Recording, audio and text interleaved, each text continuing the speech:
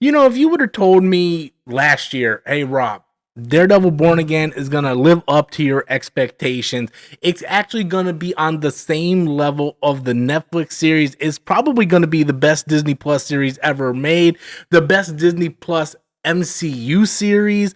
I would have told you there ain't no way. I have no faith in Disney. I have no faith in Marvel. Like we had a couple good shows, WandaVision. I thought season 1 Loki was good, Hawkeye, Falcon Winter Soldier. But then we had so many hit and miss. I still have not finished Moon Knight. Haven't even started Loki season 2. Haven't even started Agnetha, and nor do I even really kind of wish to even try to like watch these series. I just really do not care. But as we started hearing development of Born Again, and we found out that the old creative team was let go, and they brought in a new creative team that really kind of wanted to match the Netflix tone, I got more and more excited for this series. Now, we just finished episode 8. We're going into the season finale. We know sometimes the final episode, Marvel cannot stick the landing. Not only but Disney Plus in general. Like Ahsoka didn't stick the landing. Acolyte didn't stick the entire show. But Secret Invasion didn't stick the landing. Like there were so many different series on Disney Plus where they just don't stick the landing, almost like they don't know how to write television. But Daredevil Born Again has really, really surprised me this season. And I hear some of the complaints out there. Oh, it's boring. Oh, it's a slow burn. He's only been in the costume for like 15 minutes the entire season. And here's the thing.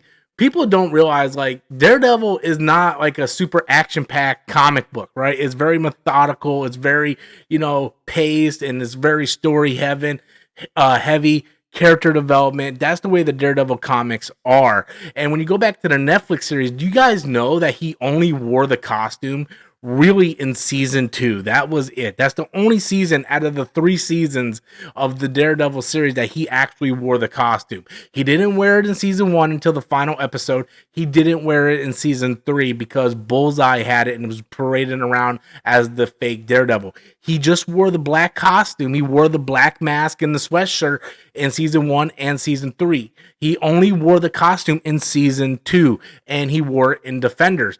So the fact that people are using that as like, well, he's not in the costume. Well, he wasn't in the costume in the Netflix series either. So to me, that's not a valid complaint. One thing that I really like about this series is the different sides of Matt Murdock and the parallels of Matt Murdock and Kingpin. We really see like, because at first, the first episode kind of jarred me. Like, oh, we went ahead and killed Foggy Nelson. We introduced these new characters. But then you see where it's all coming around. This entire series has been about Kingpin and Matt pretending to be someone that they're not. And eventually they have no choice but to go back to who they really are, which is the Kingpin and which is the Devils of Hell Kitchen, Daredevil. And we see Matt Murdock and Wilson Fisk try to get away from that, but no matter what, they're pulled back into that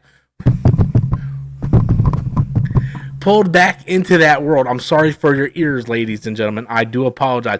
But they're pulled back into that world one way or another, and we see the effects of it. One thing I really like is, Matt kind of like investigating, doing some stuff, doing the lawyer stuff, and how everything has consequences. Everything that built up this season, whether it be the guy who got arrested for eating caramel corn, or White Tiger being assassinated by the police, and everything counts, and they call back to every single thing.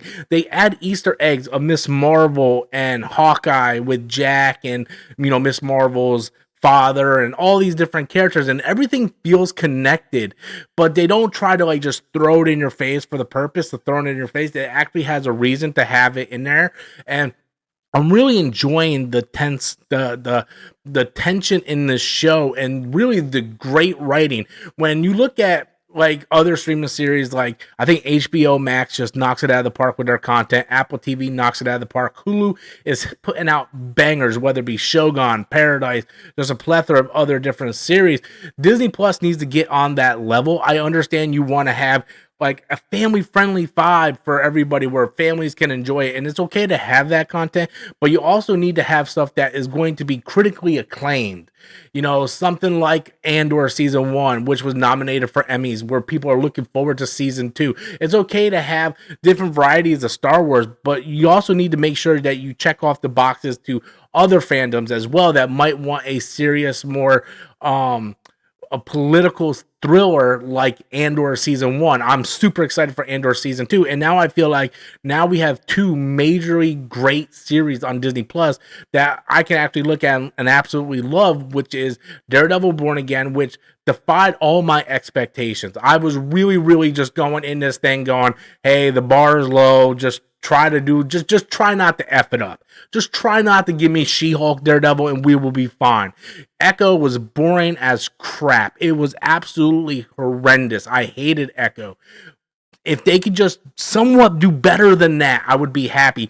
And they really just kind of like blew my expectations out of the water with Daredevil Born Again and Andor. It just blew my expectations out. And I'm hoping that Disney takes note that it isn't always about your viewerships. Views will come in time. You need to put out quality content and you need to spread word of mouth, because yes, it might not be getting as many views, and there's some people out there, some weirdos going, oh, it's boring, he's not in the costume, even though Daredevil was 75% of the time not in the costume in the Netflix series. But I digressed on that one. Go back and do your research. You know, if you do good writing and you do good television and you put together a good story that fans can connect with, guess what? I'm going to tell my friend, hey, you need to watch this. That friend's going to watch it. Then he's going to tell their friend to go watch it. That's reason why like putting together good movies matters.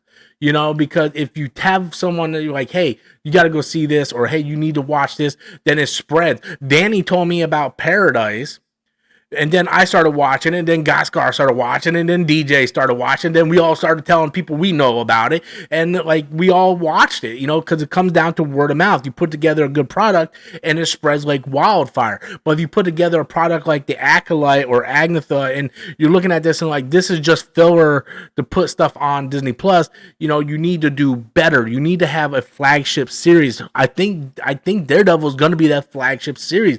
I already seen screenshots for season 2. It looks absolutely phenomenal. He's wearing the Shadowland costume. Don't know where they're going to go with the plot. This next episode is going to be very interesting to see where they tie it all in. Is Foggy dead? Did he fake his death? How does Vanessa tie into all this? There's a lot going on, and I'm just blown away by how deep and layered the writing of this show is. And that's the one thing I appreciate. But anyway, guys, I just wanted to get in front of the camera and talk about it a little bit, because I haven't been reviewing episode by episode, but I just wanted to kind of talk as, you know, these episodes been coming out and I kind of have stuff on my mind. I would definitely give my thoughts on the finale. Also, I did finish Invincible season 3 last week, and I'm like 2 episodes away from Spider-Man Freshman Year being done, or Friendly Neighborhood Spider-Man rather. They changed the title, Friendly Neighborhood Spider-Man.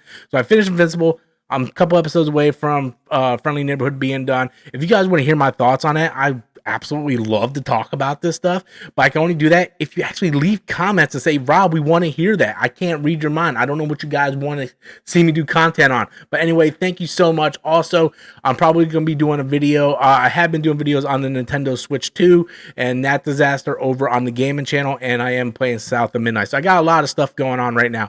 But thank you guys so much for watching. As always, if you're new, hit the like and subscribe button. I would appreciate it. Thank you guys.